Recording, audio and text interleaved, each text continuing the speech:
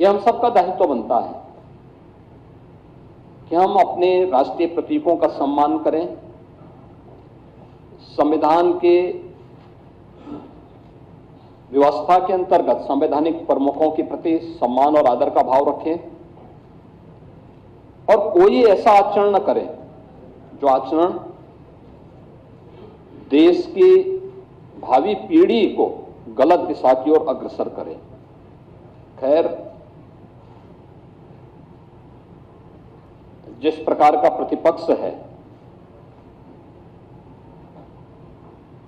उनसे इसकी अपेक्षा करना अपने आप में एक बेवकूफी जैसा होगा और यही दृश्य हम सबको यहां देखने को मिला है। यह नारी शक्ति का भी अपमान है। एक इतना अनुभवी राजनेता जो सौभाग्य से आज प्रदेश की राज्यपाल के रूप में अपना मार्गदर्शन और नेतृत्व हम सबको प्रदान कर रही है, उनके प्रति इस प्रकार का अभद्र व्यवहार इस समाजवादी पार्टी की वास्तविक सोच को, प्रतिपक्ष की नकारात्मक दृष्टिकोण को भी प्रदर्शित करता है।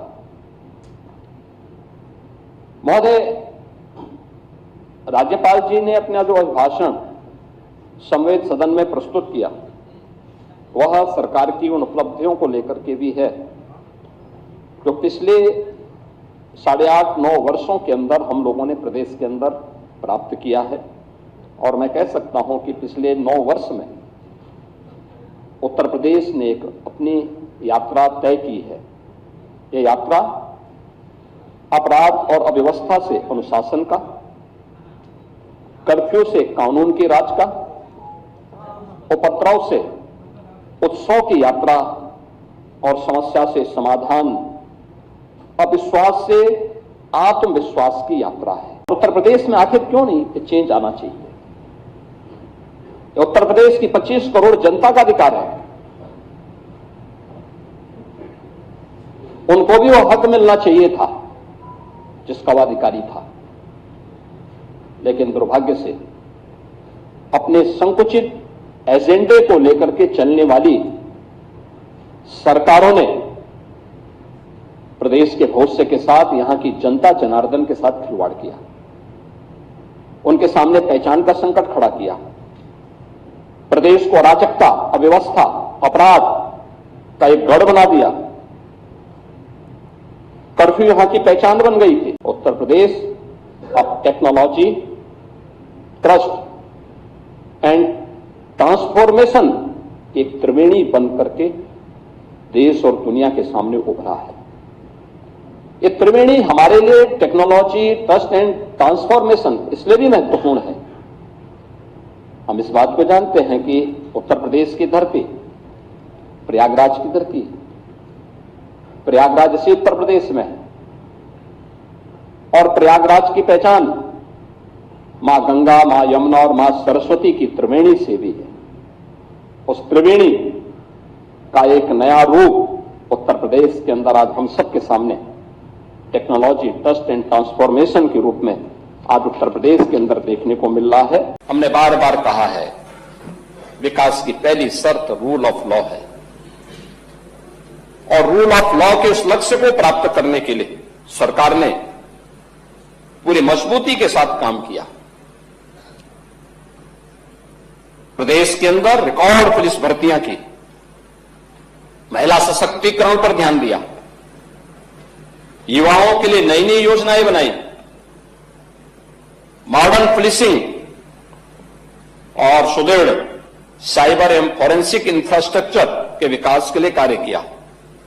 आज उत्तर प्रदेश के अंदर सुदृढ़ कानून व्यवस्था की स्थिति के कारण उत्तर प्रदेश अब फेयर जोन से फेक जोन में बदल गया है। अब उत्तर प्रदेश में भय नहीं बल्कि आस्था के कारण लोग उत्तर प्रदेश के अंदर आ रहे हैं और यह आस्था आज उत्तर प्रदेश के अंदर देखने को मिल रही है। अब कर्फ्यू कल्चर नहीं है, अब जीरो टॉलरेंस कल्चर ने उत्तर प्रदेश को एक नई पहचान दी है।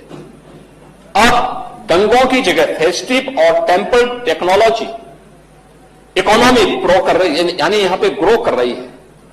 जो पहले उत्तर प्रदेश के अंदर एक भय की स्थिति, दंगों के कारण अव्यवस्था थी, आज उसकी जगह उत्सव है, यानी फेस्टिव एंड टेम्पल इकोनॉमी प्रदेश के अंदर ग्रो कर रही है। आपने देखा होगा महाकुंभ के दौर, महाकुंभ में 66 करोड़ से अधिक श्रद्धालुओं का आगमन। अभी प्रयागराज में माघ मेला संपन्न हुआ है, कल ही संपन्न हुआ है। कोई सोचता था प्रयागराज में माघ मेला में कल्पवासी आते थे, पौष पूर्णिमा से माघ पूर्णिमा तक 1 महीने का उनका आगमन होता था।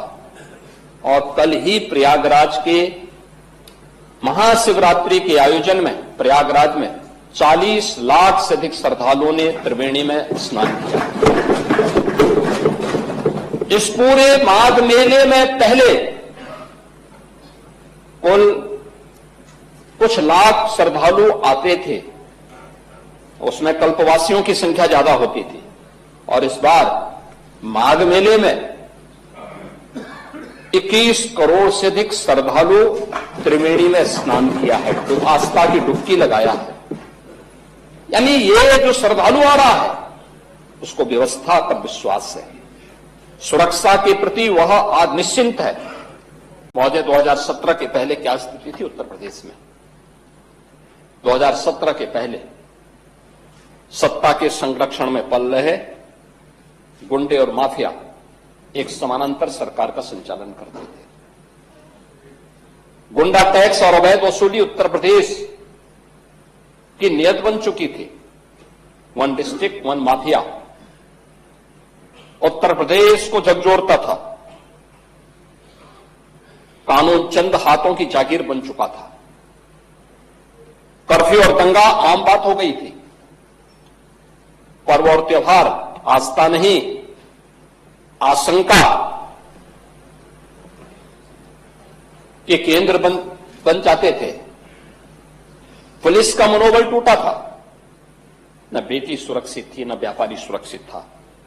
प्रदेश की छवि अराजकता और अस्थिरता का पर्याय बन गया था। महोदय, 2017 के बाद यही उपद्रवग्रस्त उत्तर प्रदेश आज उत्सव प्रदेश बन गया है। राज्यपाल प्रदेश का संवैधानिक प्रमुख होता है